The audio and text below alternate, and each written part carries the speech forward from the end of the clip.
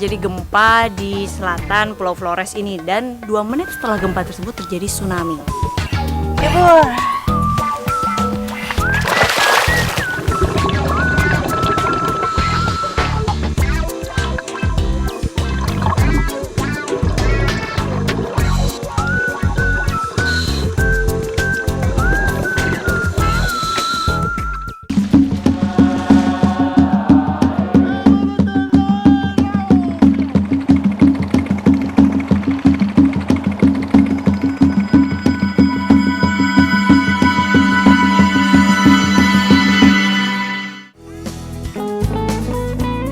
Inilah Desa Nangahale, sebuah desa kecil di dekat kota Maumere, Pulau Flores, tepatnya di Kecamatan Talibura, Kabupaten Sika.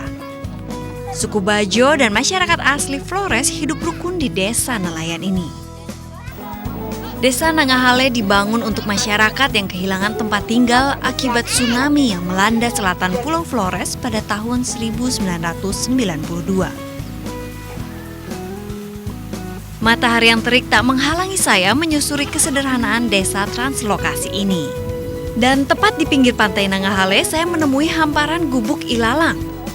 Ya, disinilah tempat masyarakat Nangahale menghasilkan garam-garam yang siap konsumsi. Ternyata masyarakat Nangahale tidak hanya ahli melaut, tapi juga terkenal sebagai masyarakat penghasil garam. Atau lebih tepatnya desa pengolah garam. Garam-garam yang didatangkan dari Bima ini adalah garam yang belum layak jual karena masih tercampur dengan kotoran dan debu. Nah, masyarakat Nangahale inilah yang memurnikan dan membersihkan garam tersebut hingga siap jual.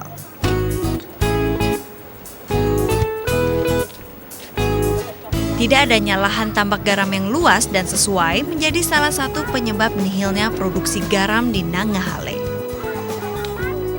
Meski hanya membersihkan garam, prosesnya unik juga loh. Assalamualaikum.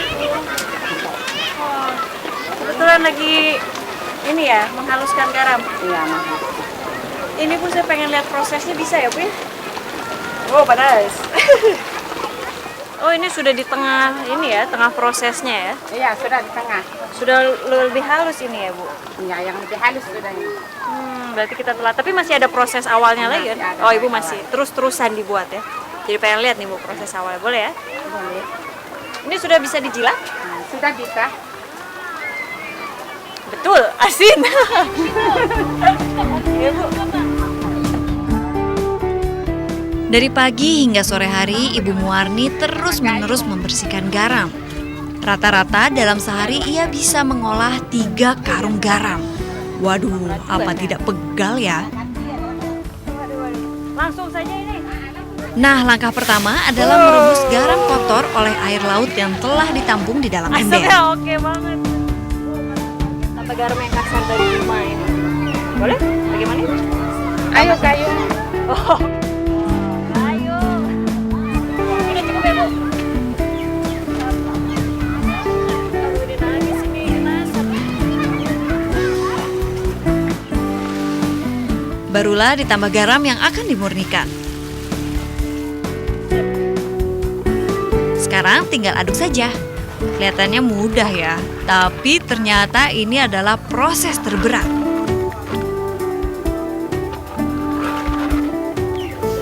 Nangis. Asapnya tuh ya ampun, gak kuat ya. Ibu kok bisa kuat ya? Lihat ya, matanya udah berair gini. Tiap hari harus kayak gini.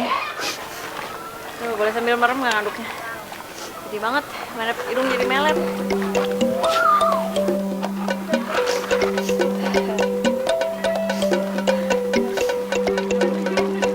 Setelah diaduk, rebusan garam ini didiamkan beberapa menit. Tujuannya agar kotoran-kotoran yang tercampur dalam garam muncul ke permukaan air.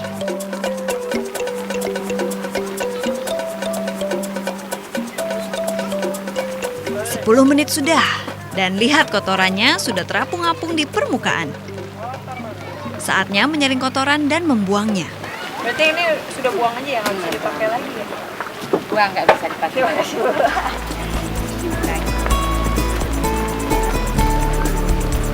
Ini buang ya?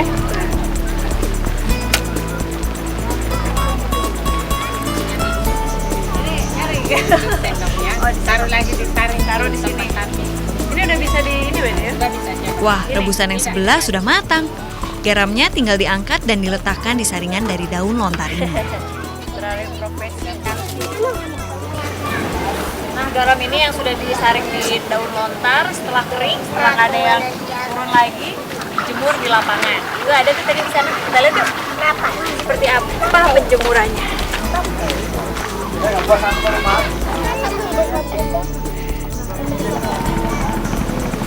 Oh, ini yang sudah halus seperti ini. Nah, ini nanti dibawa ke kota, biasanya dijual ke larat bekas seharga 65.000 per karungnya. Jadi mereka mempunyai keuntungan ya. Harga mentahnya 30.000 dan setelah diolah 65.000. Tapi kalau lihat pengolahannya tadi worth it kan? Keuntungannya itu karena mata itu berair dan perjuangannya tidak gampang.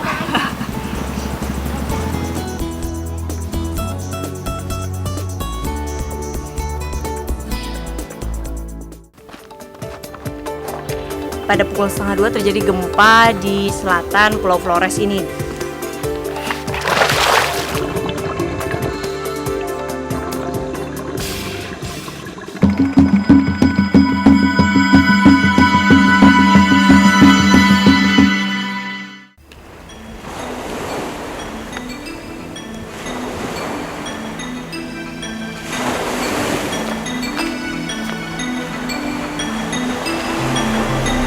Pada tahun 1992, tepatnya 12 Desember, pada pukul 1:30 terjadi gempa di selatan Pulau Flores ini. Dan 2 menit setelah gempa tersebut terjadi tsunami.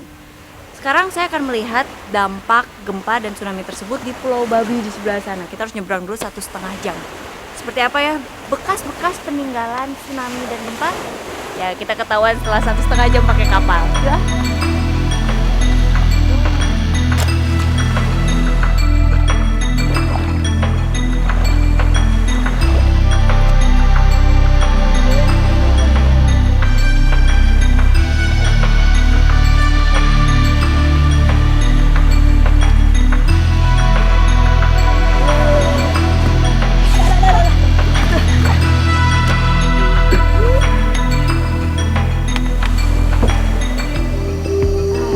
Selamat pagi ya. Selamat pagi. Ini pagi-pagi udah langsung melaut. Ini Pak Kirman ini nemenin kita buat apa ya? Ngelihat bekas-bekas tsunami di sana.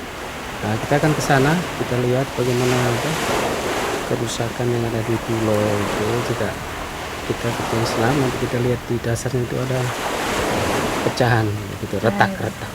Oke, berarti ke sana masih 1,5 jam lagi ya Pak Kirman. Lumayan lama juga. Kita nyalakan saja biar cepat nyampe. Baik.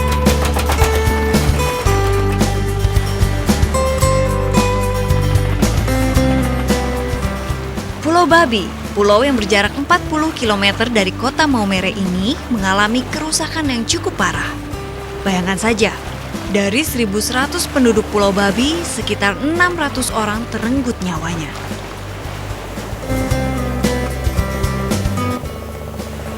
Akhirnya sampai juga kita di tempat diving pertama. Di sini kita akan melihat patahan bumi yang terjadi akibat gempa. Karena itu kita akan melihat banyak goa ketika penyelaman nanti.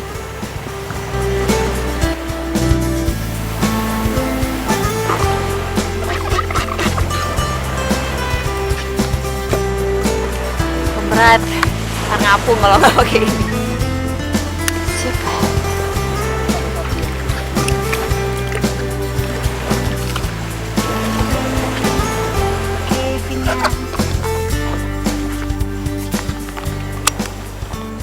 Kita pakai BCD-nya di dalam aja, karena tidak ada arus.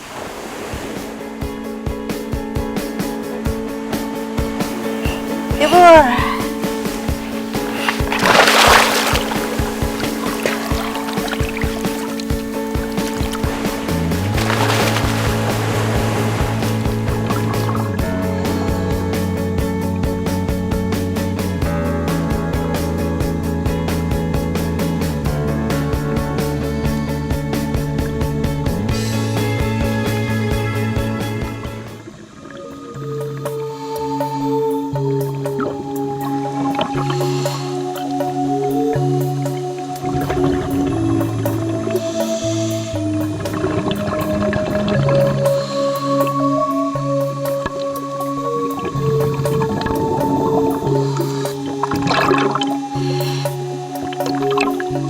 Wah, belum lama kami menyelam, kami langsung disuguhi celah goa yang cukup besar.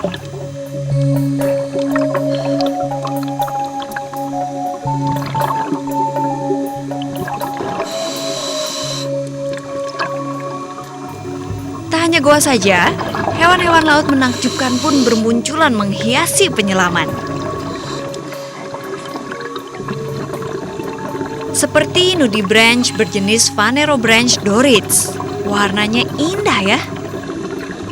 Atau sepasang batfish ini.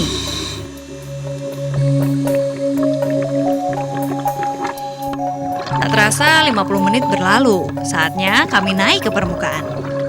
Ngelihat banyak gua hasil runtuhan-runtuhan. Terus guanya itu biasanya suka ada hiu tidur katanya. Ya. Cuma tadi nggak ada. Hup. Basic habis diving sekarang.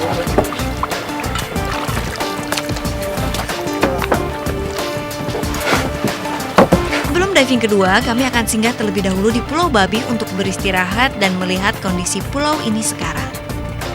Terima kasih. Ini dia Pulau Babi. Jadi kita istirahat dulu di sini sebelum penyelaman yang kedua. Ya ngopi-ngopi dulu lah. Pak Kirman lagi ngapain tuh? Ada penyu.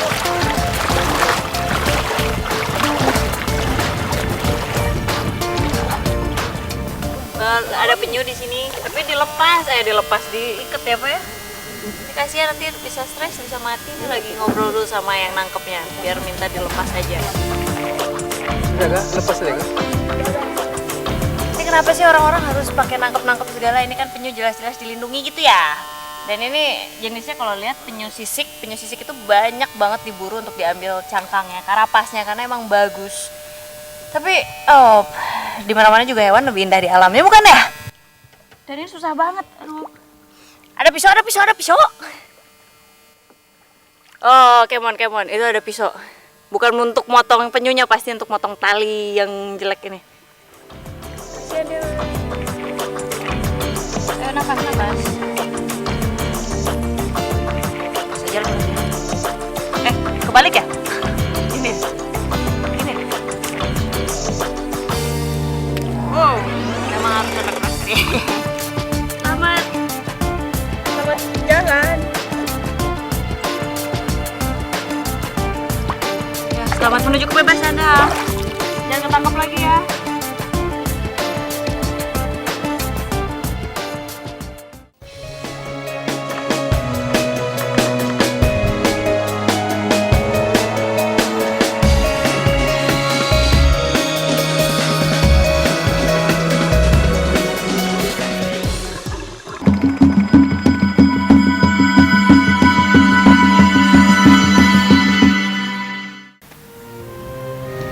Terlihat sepi.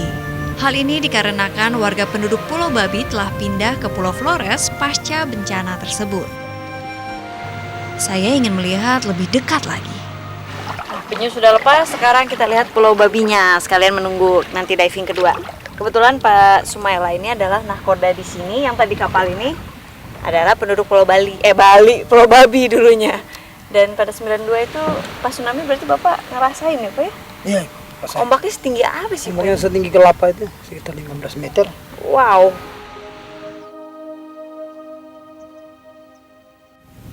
Mana Bapak bekasnya rumah Bapak? Ya sini Bu. Ini? Ya sini. Oh di sini. Ya di sini. Terus yang bekas ini juga kah? Tidak, yang ini bekas kamar WC ini. Oh ini? Soalnya kan dia terpisah dengan rumah itu. Oh kamar WC sini. Iya, kamar WC. Itu posisi rumah di sini. Posisi rumah di sini itu kamar WC. Iya. Dan itu laut dekat sekali ya? Laut, soalnya di laut di hadapan saya punya itu ada lagi rumah batu satu minggu bukan. Lalu itu ada masjid Bapak? Iya, yang itu masjid dulu itu Bu. Masjid di belakang saya ini dibangun untuk menggantikan masjid sebelumnya yang porak-poranda akibat sapuan tsunami. Kalau yang lama di sini, Oh yang lama ada. dekat kelapa ini, kelapa mati ini. Ini kelapa mati pun karena tsunami? Iya. Itu kebanyakan orang mati karena mereka kan masuk di dalam masjid. Oh gitu? Iya, jadi mereka tidak tahu, sangkanya ini gempa biasa. Jadi begitu ombak pukul mereka langsung sudah lari ke atas, itu kelapa banyak itu kan di situ ada kolam. Oh, iya. Kolam. Nah, jadi bangunan itu dari belakang kebanyakan sini mati. Boleh lihat ke masjid? Meski terlihat tegar, ternyata Pak Sumaila memendam luka yang amat mendalam. Banyak sanak saudaranya yang tewas akibat bencana ini, termasuk darah dagingnya sendiri. Dan ini sumur. Sumurnya ini sudah ada dari dulu sebelum gempa juga, Pak. Belum Ibu. Setelah gempa baru ada Setelah sumur. gempa baru mereka temukan ini. Air tawar atau air? Tawar Ibu. Tawar sama sekali kayak macam di Nanghale. Ini bisa diambil dari sini ya. Ini ada ininya, kita coba betulkah ini air tawar? Berarti sebelum gempa tidak ada air Tidak ada, tawar. Tidak ada. Setelah gempa baru ada air tawar. Tawar. Bisa diminum nggak langsung ya, Pak? Ya, coba saja. Betul, ini air tawar ya. Dan adanya ketika baru tsunami itu terjadi. Ini mau ngerasain atau haus ya, Pak ya? Terus-terusan diminum. Segar. Mau cicip, Bapak? Sudah sering ya, Pak? Belum terjadi gempa dan tsunami, warga Pulau Babi harus jauh menyeberangi laut untuk mendapatkan air tawar. Sekarang justru kebalikannya. Banyak penduduk pulau lain yang datang ke Pulau Babi untuk mengambil air tawar di sini. Seperti bapak yang satu ini. Ajaibnya sumur ini tak pernah kering, bahkan pada saat kemarau tiba, bagaikan mata air Zam-Zam. Bila dulu ratusan rumah memadati pulau seluas 5 km persegi ini, sekarang saya hanya menemukan sekitar 20 bangunan semi permanen. Rumah-rumah ini memang hanya diperuntukkan sebagai tempat singgah sehabis melaut.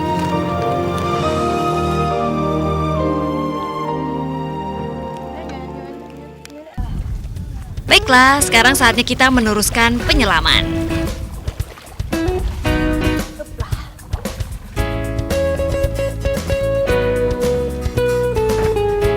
Yang kedua kita.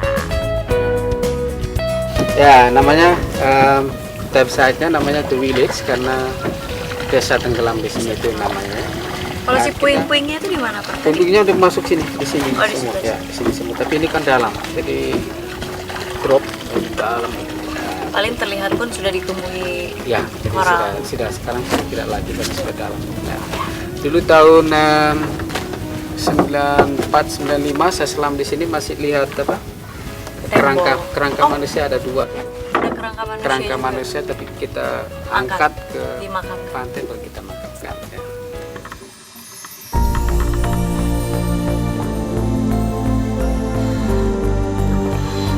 Wah, lihat, ada ribbon eel. Saya paling suka melihat kecantikan belut yang satu ini.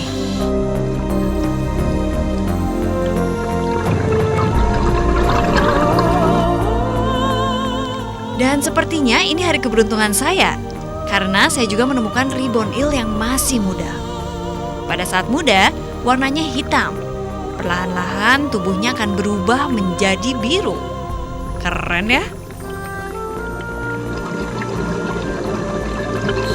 Lihat itu, pufferfish yang super duper besar. Sepertinya sedang hamil nih ikan.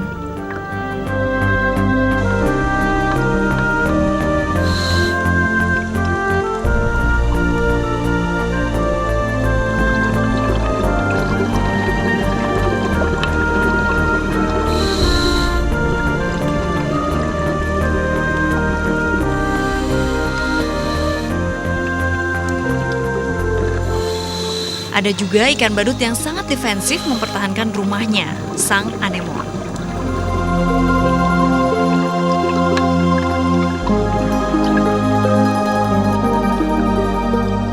Ups, saya jadi lupa tujuan saya menyelam, yaitu untuk melihat puing-puing rumah penduduk Pulau Babi yang tenggelam. Tapi rupanya puing sudah tenggelam jauh di dasar laut. Dan kalaupun ada yang di tempat dangkal, sudah ditutupi oleh karang. Ya, saatnya kita naik.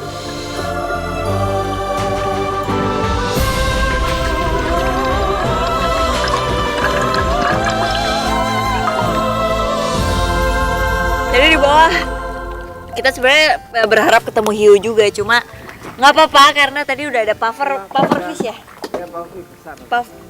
Aduh, itu jadi cadel. pufferfish yang besar sekali, dan itu curiganya hamil soalnya kelihatan bunting itu perutnya gede. Tapi dia akan lebih gede lagi kalau kaget.